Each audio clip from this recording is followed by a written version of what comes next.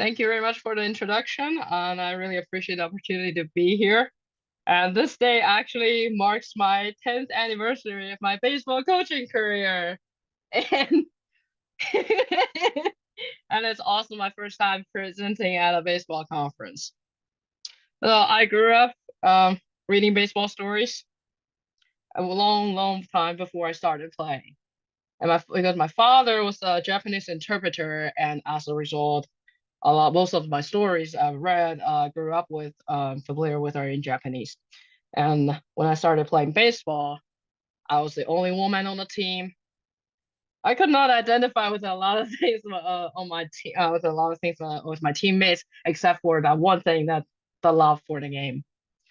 And oftentimes my passion was questioned because I was the abnormal presence in on that baseball field where it's traditionally in the men's room. So I actually struggled a lot. And once, for some time in my playing career, not very long, I dreamed of playing in Koshien. For those who don't know, it is a dream place for Japanese high school baseball players, and just similar to Omaha for college Division One players in the United States. And until that one day, my dream shattered when I learned that Koshien forbid women from stepping on the field. Well, that has changed a little bit over the recent years, but my struggle continued along with my pursuit. So I pushed through a lot of hardships on my own.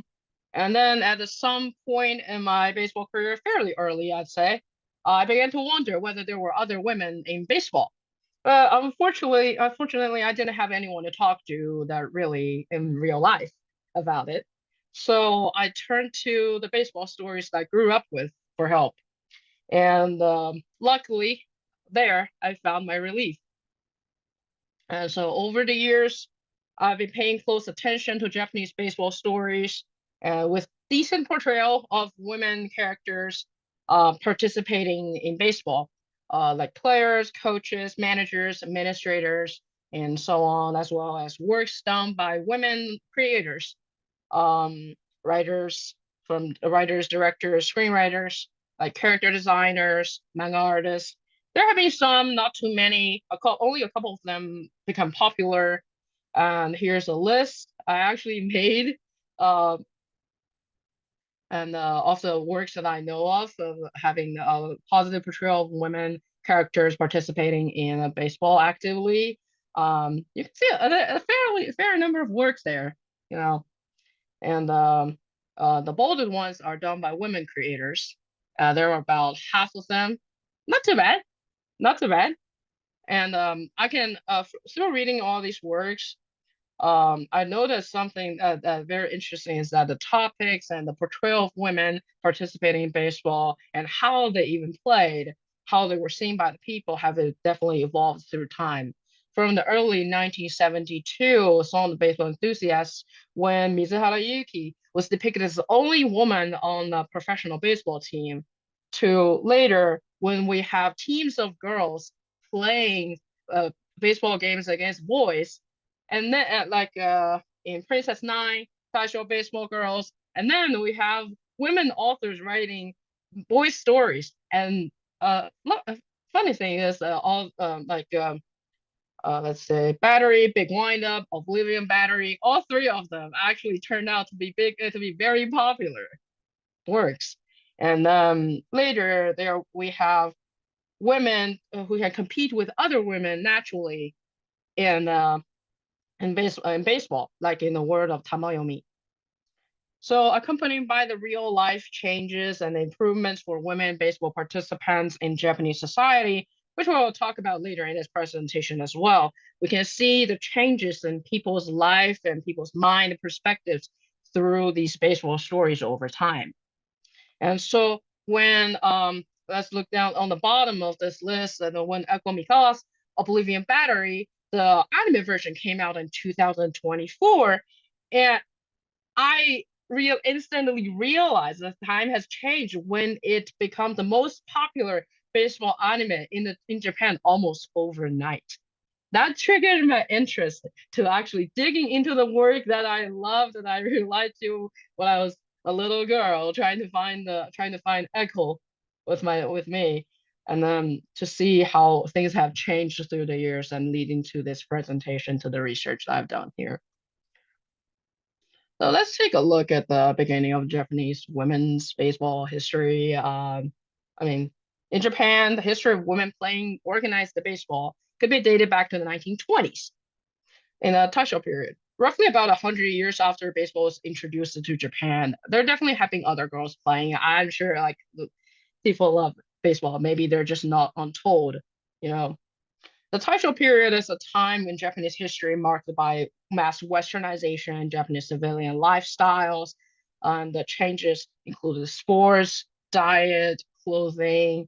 Let's take a look at the picture here. It is from Taisho Baseball Girls, the anime. But it depicts the life of the girls in the 1920s. Schoolgirls, you can see they wear different uniforms. Some of them are in traditional clothing, some of them in the sailor uniform, which Japanese high school girls still wear today. You can see the changes there. But well, even though people's lives changed, that their perspective on women's rights still haven't changed much, and girls could only play approved sports at that time. And baseball was luckily considered one of them, approved sports, although in a very alternative form. They have to play with a different equipment, so like I don't remember exactly, but like softer baseball, different rules and stuff like that.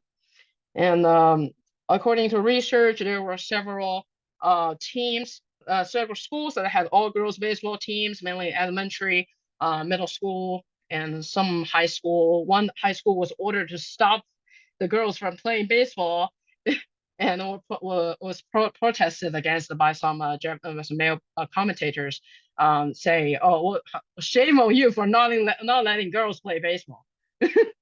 Yeah, and there were also discoveries of girls who played underground, trying to hide from their parents, from their family, and their school officials. Yeah, that tells us a little bit about what girls have gone through those days in order to play baseball. Just for them to love the game is hard. Well, but it's also not very surprising, considering that was a time period when women running in public was considered to be rude. Yeah. So the work of Taisho Baseball Girls, a light novel. The novel was released in 2007, and later it was also the first work that I got introduced to for Japanese women's baseball.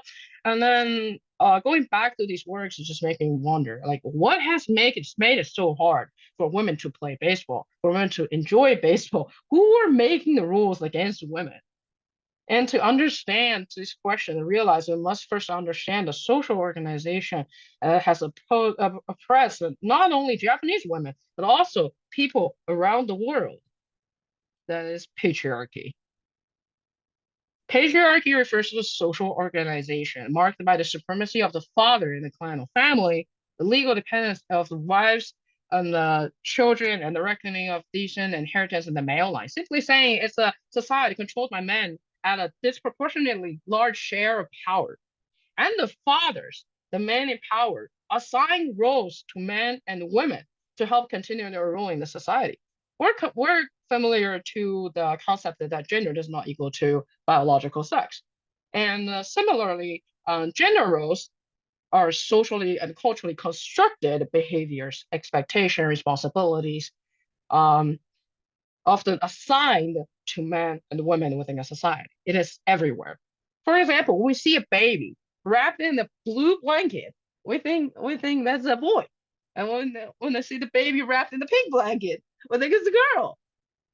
And then when we look at the white baseball, we're thinking about talking about male players, men playing baseball. And we're looking at softballs, we're thinking about, oh, girls playing softball. But like a lot of times we're just subconsciously thinking that we're subconsciously making gendered assumptions over stuff. But in fact, what does the color blue or pink have anything to do with the baby's biological sex?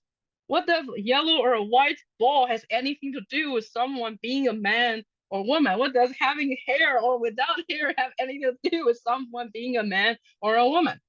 It is all constructed and taught and labeled by the fathers as men in power, patriarchy. And therefore, when the girls in the 1920s decided to play baseball, they had violated the rules by the men that said for women because they think because in their ruling, women don't need education or sports. They belong to the kitchen. They belong to the home. And women shall forever be the secondary and attachment to the father, to the man in power. Patriarchy. And meanwhile, not only the biological women are considered oppressed by the patriarchy, so be careful, biological men, you can be considered women too in this patriarchal society. So take the main character of the Song of Baseball Enthusiast in 1972, Tetsugoro, in the middle of the presentation. And the manga was plotted in the 1950s. All right. And Tetsuwan was established as a well-respected elderly male baseball player who became a coach of the professional team as was given the power to draft a player. He was a man in power. Here we go. Then he decided to draft Mizuhara Yuki, the woman pitcher whose name also means courage, by the way. And the girl who's on the right of my PowerPoint. And so as soon as he made that decision, it doesn't matter if Yuki is pitching like Cy Young.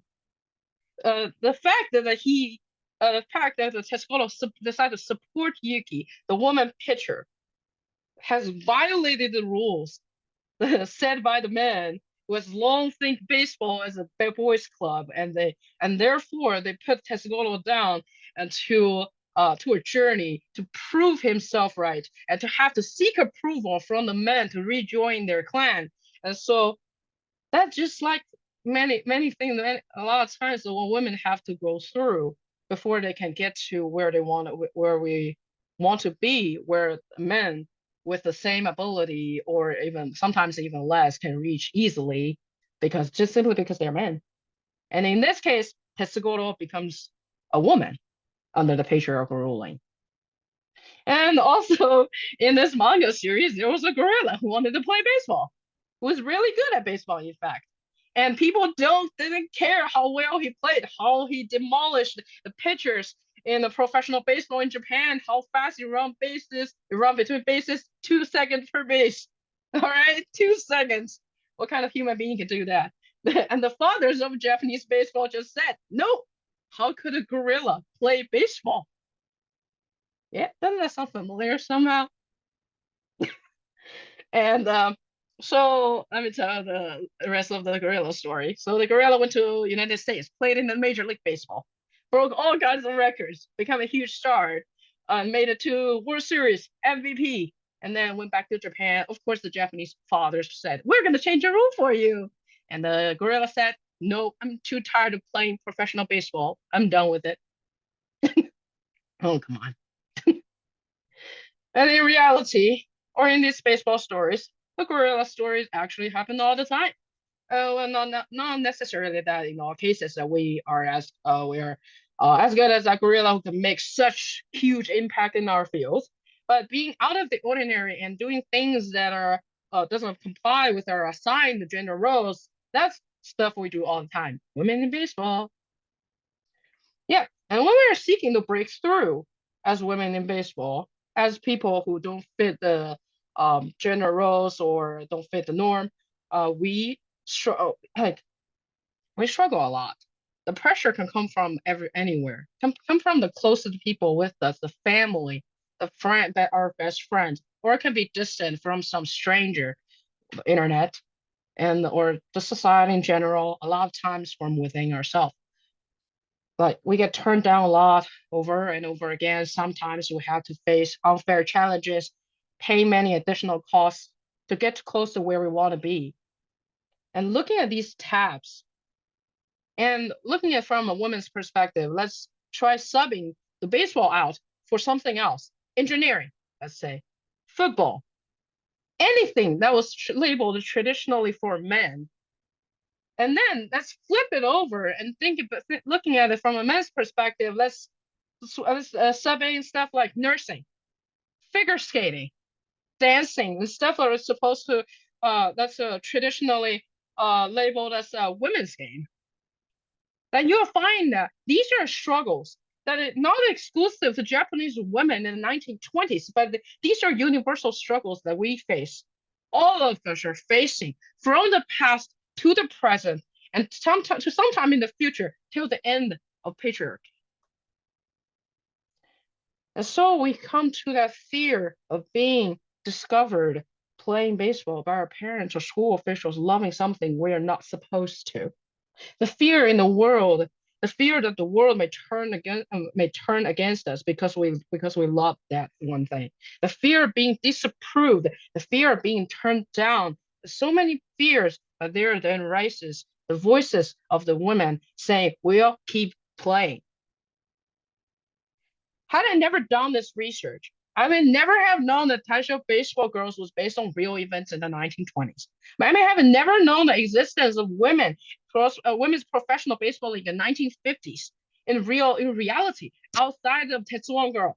I may have never found out that there were so many tournaments, events, movements, changes happen for Japanese women in baseball, and they have earned it for sure over time. Look at the women's World Cup, Japanese Women's Cup, Baseball World Cup, women's high school baseball tournament is happening. Koshien now the finals, and then women's baseball Japan Cup. Misako becomes the first woman to sign and play with the men's professional baseball team. Oblivion Battery by a woman creator becomes the most popular baseball anime in 2024, and there will just be more to come. I know there are more because every day I'm seeing something new. Every day there's someone telling their stories. It's our stories. That is the meaning, and that is the power of storytelling. Stories connect us. No matter where we are, who we are, it tells that we're not alone and that we share a dream. Just like the Japanese players and the people who fought for women's rights to play baseball in the 1920s, like the woman in AGBL, like the 1950s Japanese women who played in the professional league, and like Mariah Pepe who sued for girls' rights to play in the little leagues, like Melissa Lucky, Han Postema, Perry Barber, Justin Siegel, Rachel Bolkovic, Elisa Nakin, and Jim Powell, like you, like me. Your story is my story, and my story is your story. And when we hold on to it together, when we hold hands together, it empowers us. You know what I love about SABR? Because SABR keeps baseball stories alive. I learned that when I attended the SABR annual conference, not the analytics one, but the annual conference. I learned that the only way for us to keep our stories alive is to tell it, keep telling it. Generations after generations, our fight will not be over until women in baseball, in the world, in anything becomes a norm, becomes a free and equal choice, accessible to all women, any woman who wants to be a part of it, like the free world painted in Tamayomi. But then we still need to keep telling so that people in the future don't forget the hardship we overcome to achieve where we are, so that they will cherish the equal right that we earned together. So we shall keep fighting and we will keep telling stories, our stories. And if you're interested in learning more about Japanese women's baseball history and more fiction works on Japanese women's baseball and more fiction in general, check out my references. If you want the list, feel free to let me know. And here we go. Let's head on to the Q&A. Oh my God, thank you so much. Let's give a hand. Do people have questions? And you can either raise your hand in like physically or virtually, or put them in the comments. Actually, I might need to change how I'm viewing because I don't know if I can see everybody. Yeah, I can exit the screen share view. They will copy my email. I'll type it in the chat. Don't worry about it. Yep, let's come back. All right, I see Joshua has their hand up. Oh, let's go.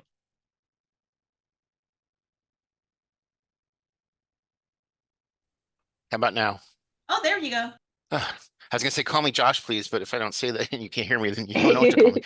Um, Thank you so much. This is such a great presentation, and my interest in it comes not just from obviously my interest in women in baseball, but my 19-year-old son lived in Japan for his senior year of high school 2 years ago, and my wife, and both of whom are white, just for Mhm. reference, it's relevant. Um, Lived in Japan during college in the 90s. And so I've never been myself, but my perspective is both reading and hearing things like this presentation and also their kind of in-person experiences. My question Mhm. is this: when he was in Japan 2 years ago, senior year of high school, we did a call with him, a video call with him and his classmates. Very exciting, from this small town of 40,000 Japan to meet the American parents of this guy, etc. And this was right after Otani had signed with the Dodgers. So they Mhm. were so excited talking about Otani and the Dodgers and all this, and just more generally how Japan looks at American culture. My question is, having studied both US and Japan, do you think one country is going to be further ahead than the other? Do you think we can influence each other to move everything forward even faster than it has been? Both obviously historically are extremely sexist cultures. So I'm just wondering the sort of intersection between the two in your mind. So based on my research over the years, I've been studying a lot on the US side, of course, because of me. I've been here for 7 years. I've been in majorly in the English world. Um, so I really think that we have different paths and we have different problems to tackle.